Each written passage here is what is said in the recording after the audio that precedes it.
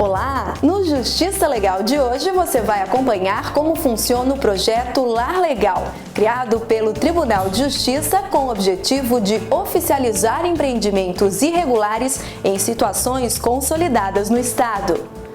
Em parceria com outros órgãos estaduais, juízes de direito da comarca de Joinville promoveram a prensagem de veículos com restrições judiciais que estavam parados no pátio do município. No quadro Entrevista, a conversa é com o juiz Rafael Bruning sobre a vara do crime organizado.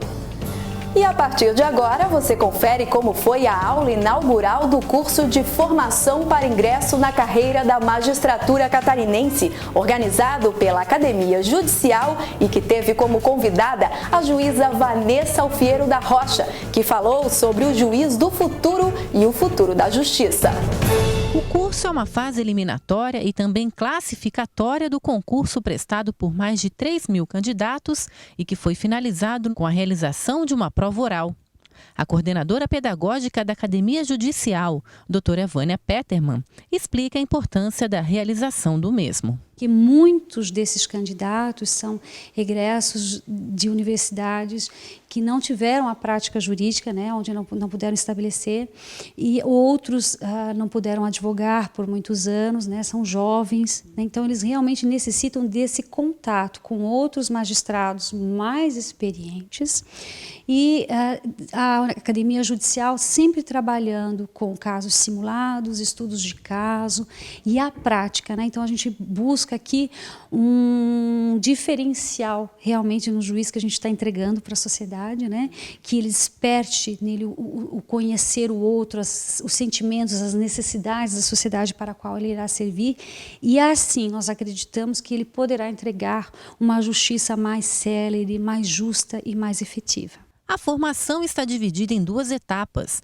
num total de 680 horas-aula, com dedicação integral, onde os participantes irão aprimorar seus contatos com vários segmentos da sociedade civil. Convidada a ministrar a primeira aula, a juíza Vanessa Alfiero da Rocha destacou a relevância do curso em questão. A importância é justamente podermos formar juízes mais humanitários, mais empáticos, mais solidários, que possam realmente desempenhar essa função de transformar a sociedade, criar uma sociedade melhor. Eu vejo o juiz hoje não apenas como aquele que aplica a lei, mas aquele que promove a cultura de paz, uma cultura não mais baseada no medo, na competição, na imputação recíproca de culpa, mas uma cultura baseada na empatia, na solidariedade e na responsabilidade partilhada.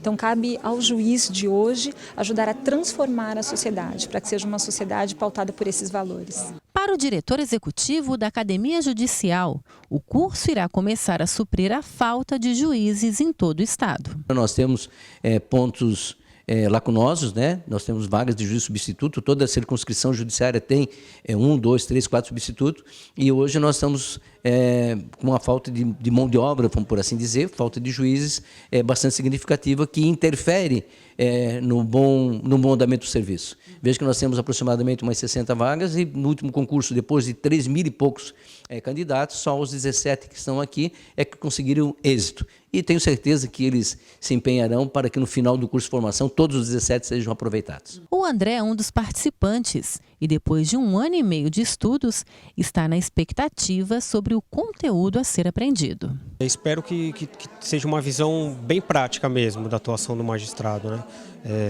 com visitas aos locais, aos fóruns, presídios, os locais que um magistrado costumeiramente trabalha e também com bastante prática na elaboração de decisões, sentenças. Espero que tenha uma visão bastante prática da função do magistrado. Pelo que eu vi, gostei muito da aula inaugural e creio que o concurso seguirá essa linha e atenderá sim as expectativas.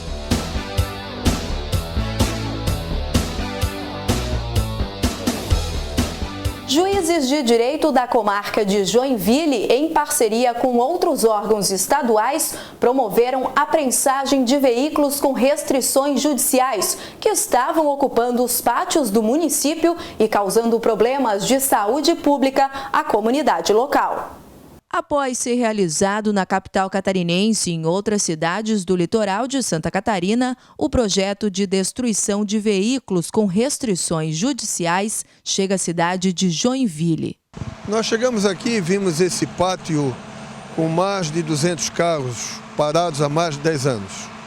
Fizemos o levantamento dos veículos, achamos interessante o amassamento, por força dos mosquitos e focos de doenças que isso aqui emanava. Na prática, o projeto funciona da seguinte maneira. Identificado o problema de superlotação nos pátios do município, o delegado regional promove um levantamento sobre os veículos apreendidos e, na sequência, instaura um processo com o termo de cooperação baseado na legislação vigente, que é levado para apreciação da Justiça. Essa é uma demanda que a sociedade, em geral as comunidades onde esses pátios estavam estabelecidos, já reclamavam de muito tempo. Então, a partir de agora, dessa nova ferramenta legislativa, haverá a possibilidade de, num tempo mais curto, de uma forma mais prática, simples, de se destruir esses automóveis que estão efetivamente abandonados ou que ficam nos pátios sem que seus donos tenham a preocupação de vir buscá-los. A execução do projeto é possível por meio do Plano de Trabalho de Cooperação, firmado entre Poder Judiciário, Secretaria de Estado da Segurança Pública e Ministério Público do Estado de Santa Catarina, executado pela Comissão de Leilão do Detran Estadual. Esses automóveis, quase que todos, né, eles têm combustíveis, óleos, vazam, contaminam o solo, criam mosquitos, agora com esse problema da dengue, enfim, tudo isso há, sem dúvida alguma, um dano claro ao meio ambiente e até, às vezes, para a própria segurança, porque não são raros os casos em que as pessoas costumam invadir esses pátios para subtrair bens que estão nesses automóveis ou peças de automóveis. Então tem também todo o meio ambiente vai ser resguardado, a segurança pública será resguardada e todos nós ganhamos com isso. O judiciário e a polícia também os responsáveis pela guarda desses veículos. Além da prensagem, também foi realizada a descontaminação dos veículos dias antes desse procedimento. Esse veículo prensado, ele vai para um forno, onde derrete para fazer o aço e transformar em ferro de novo, tirar a borracha. E o combustível pode explodir a prensa, né? O forno, como o kit gás também. Então é retirado esses ingredientes do carro. Em Joinville, em 2 dias de evento, foram prensados um total de 273 veículos, o que rendeu ao final do procedimento 190 toneladas de aço, que foram para um outro espaço para serem revertidas em matéria-prima. A Gerdau tem um contrato com o Estado, que cabe a ela levar todo esse material. Ela ainda paga 19 centavos o quilo do ferro. Vai para o cofre do Estado e 15% do valor vai para o Judiciário. Hélio, que é operador do pátio de recolhimento de veículos na cidade de Chapecó, viajou até Joinville para conhecer a iniciativa e disse que gostou do que viu. Nós temos esses veículos que hoje, além de ocupar o espaço, nós temos muitos problemas com o mosquito da dengue, que dá muito trabalho, muita manutenção. E a gente está vendo aqui que o resultado do trabalho que está sendo feito hoje aqui é muito bom. E é o que nós queremos fazer lá em Chapecó.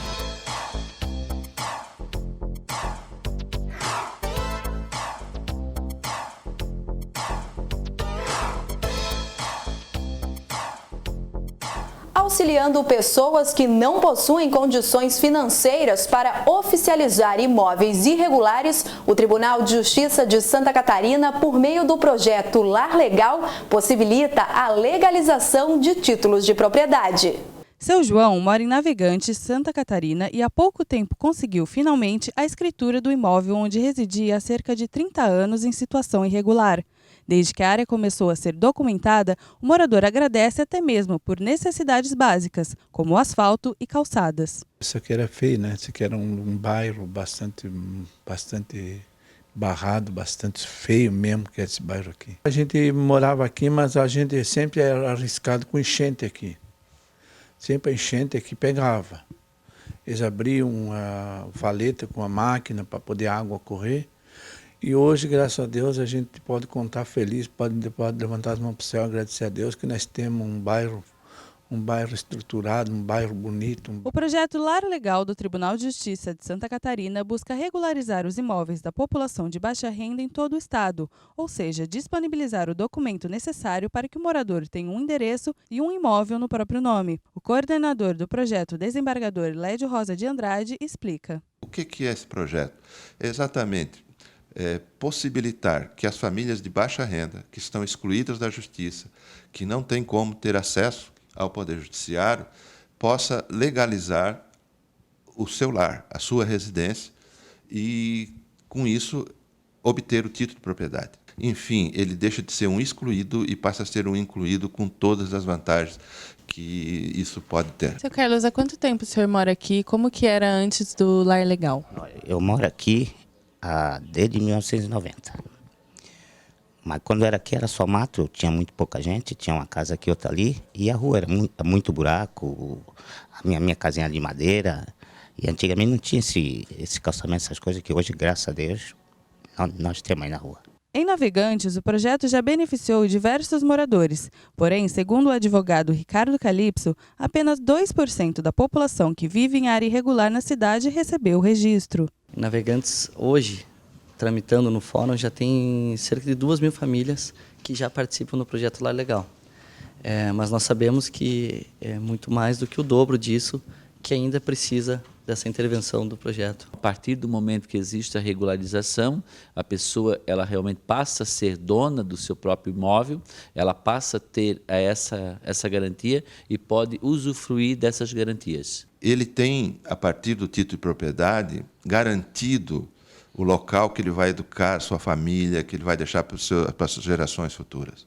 Eu tenho entregado o título e são pessoas que estão há 30, 40, 50, até 60 anos lutando por isso. E com esse papel, né, que é um simples papel, mas é um papel que lhe garante a propriedade, então ninguém tira a pessoa dali. Além dos benefícios que o registro traz legalmente, a maior satisfação e alegria para o morador beneficiado é poder afirmar com certeza que a casa tem dono. A gente pode modificar, se a gente precisa fazer um financiamento para construir, a gente pode, porque agora a gente tem, né, para construir, para dar uma melhorada na casa.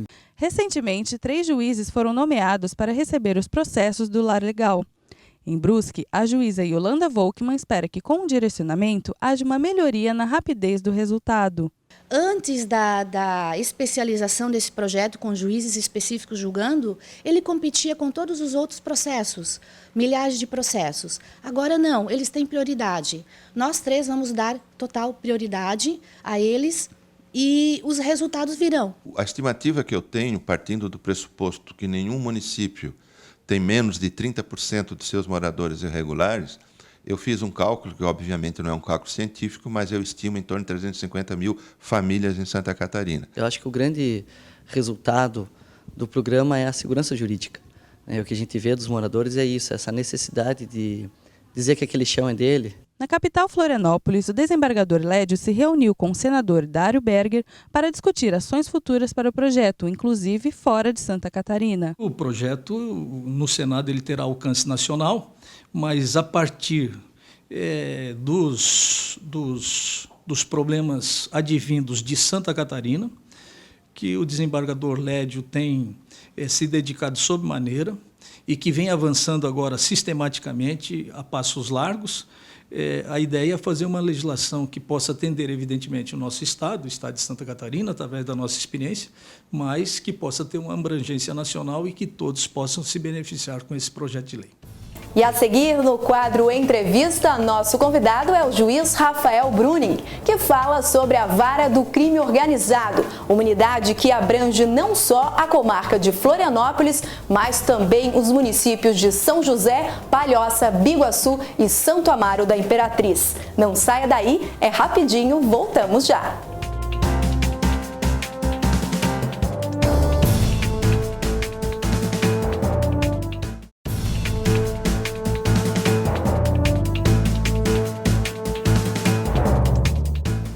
Conversa conosco hoje no quadro Entrevista é o juiz de direito Rafael Bruning, que atua na Vara do Crime Organizado aqui na Grande Florianópolis.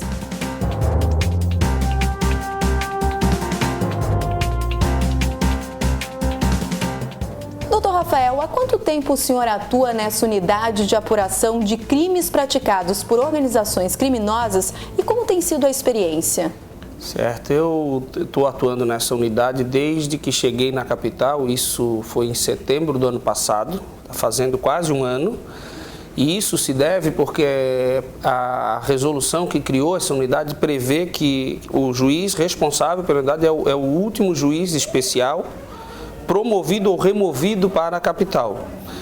E então, naquela ocasião, eu era o último e o juiz anterior não quis ficar na unidade, né? Então eu acabei assumindo.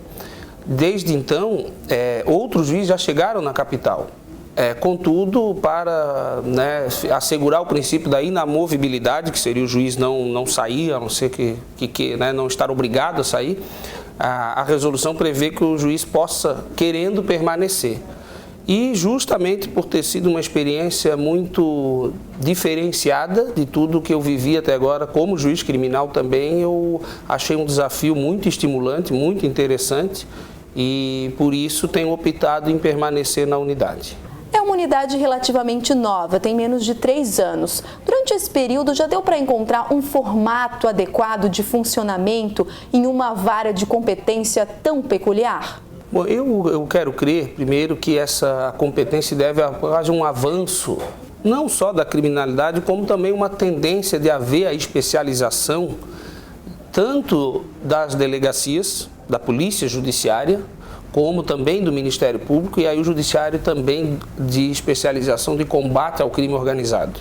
Por exemplo, hoje tem a DRACO, que é uma divisão da DEIC especializada em crime organizado, o Ministério Público tem o GAECO, então o Judiciário entendeu por bem também especializar um juízo para tratar dessa matéria. E quanto à competência, ela tem uma competência bem peculiar e que eu diria que abrange 2 aspectos principais.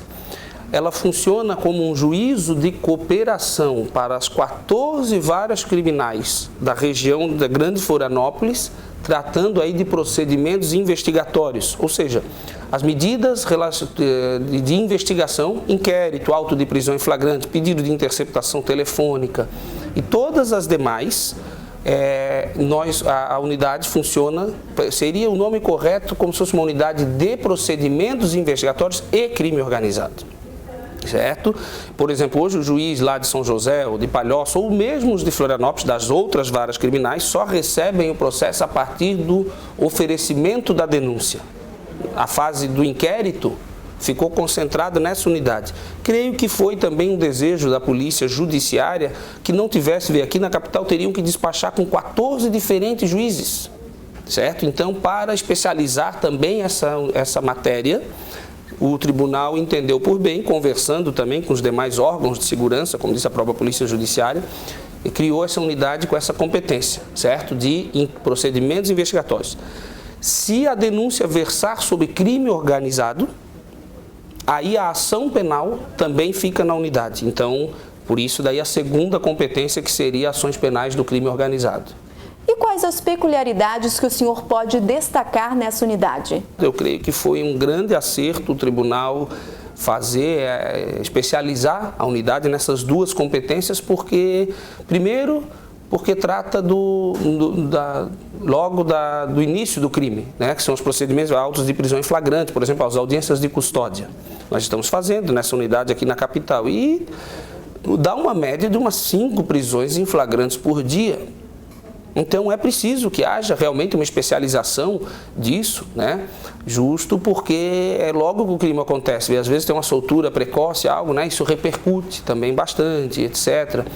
Então, além do que, realmente o crime organizado também requer uma especialização, né? Tanto que a própria investigação também é diferenciada. Por exemplo, a tão hoje mencionada colaboração premiada, tem infiltração de agentes no mundo do crime, digamos assim, para eles melhor. Isso é uma ação controlada, chamada, né? Também precisa de autorização judicial, mas é a possibilidade de um policial se infiltrar com os criminosos para melhor investigar. E a própria ação controlada, que significa o retardamento da prisão em flagrante para que haja essa prisão num momento mais oportuno para a colheita de provas. Então, e por outro lado, do que eu pude ver nesse um ano que estou, é que o crime organizado realmente existe, busca se organizar e cabe ao Estado buscar desmantelar, né, esse tipo de crime, porque realmente a repercussão é bem maior, né, seja pela a existência do chamado PGC, primeiro grupo catarinense que praticou atentados contra órgãos de segurança, mas não é só, pega tráfico de drogas bastante, lavagem de dinheiro. Eu acabei de dar uma decisão mandando a leilão vários carros e outros bens, num total de uns 440 mil reais, que teriam sido adquiridos com a lavagem de dinheiro do jogo do bicho. Então, o jogo do bicho é até uma contravenção penal, não é algo tão grave criminalmente falando, mas a lavagem de dinheiro, que também é crime, esse sim. Então, além do que, por exemplo, numa outra ação penal de tráfico de drogas, houve também a apreensão de 800 mil reais em dinheiro de jet ski, Land Rover, BMW, carros, tudo, então, ou seja, montantes que também precisam ser administrados pela justiça, né, ou levando para leilão, etc. Além também de ser uma grande medida efetiva para desmantelar o crime organizado, é justamente atacar o poderio econômico. Né? Então, eu creio que é uma experiência de sucesso, a unidade, e tem conseguido dar conta, combater, né, com os meios que dispõem desse tipo de crime. O senhor acredita que o caminho para uma boa prestação de serviço à população é justamente unindo forças com outros órgãos estaduais? Bom, na verdade, esse sempre foi o caminho, a meu ver, quanto aos órgãos de segurança pública.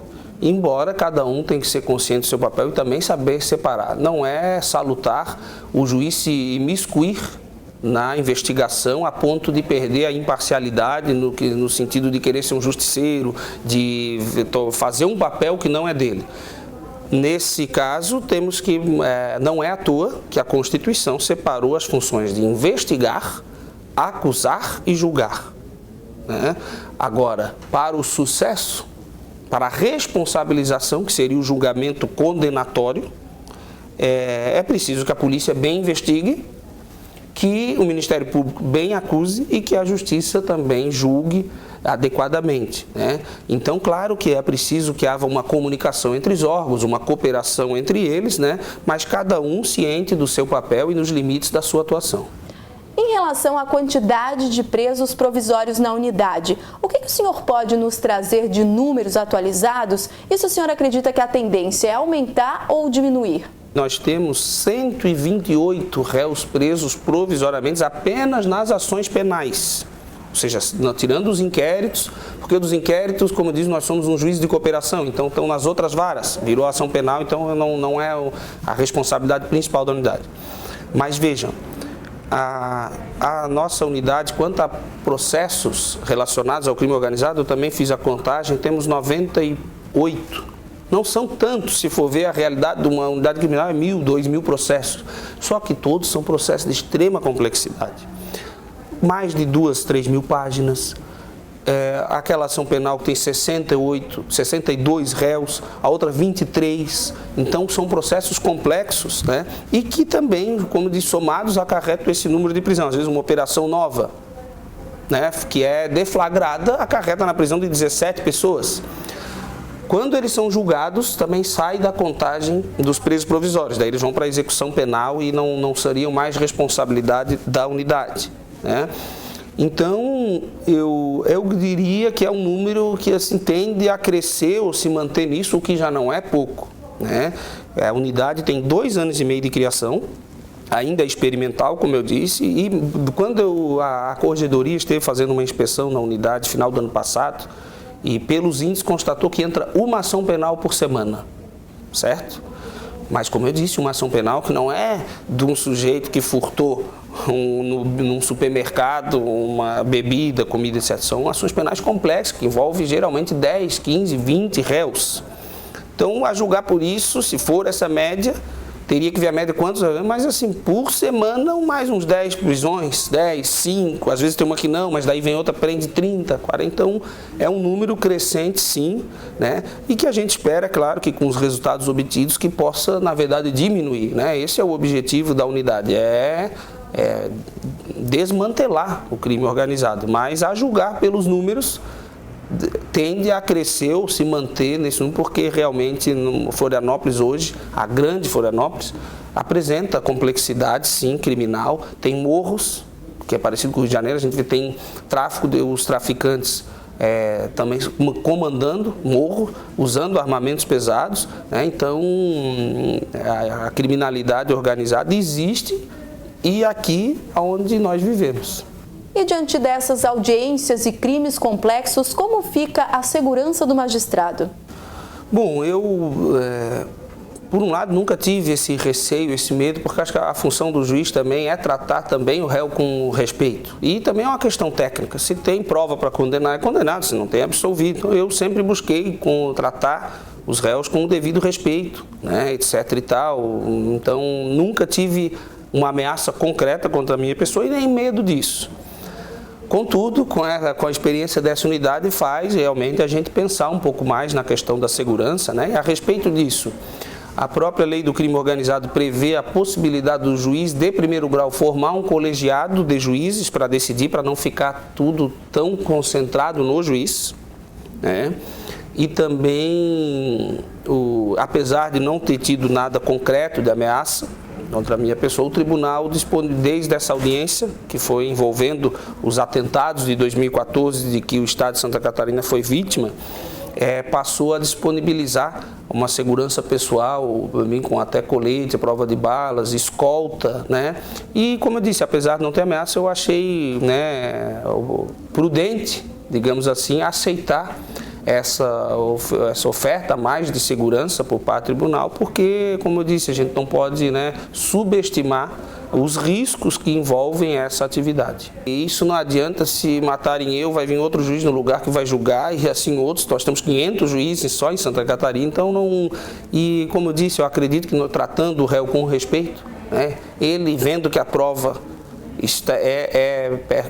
é segura contra a própria pessoa, não creio que tende a pessoalizar no juiz, né, um ato de vingança. Embora, como eu disse, isso não deve ser subestimado também, né? Eu passei realmente a ficar um pouco mais preocupado e pensei assim, talvez a longo prazo, realmente é um pouco complicado ficar 5 anos numa unidade dessa, daqui a pouco tu está ali condenando todas, na sua atividade, pode absolver também, costumo dizer para o juiz, absolver é tão nobre e legítimo como condenar. O juiz não está ali para condenar, está ali para julgar.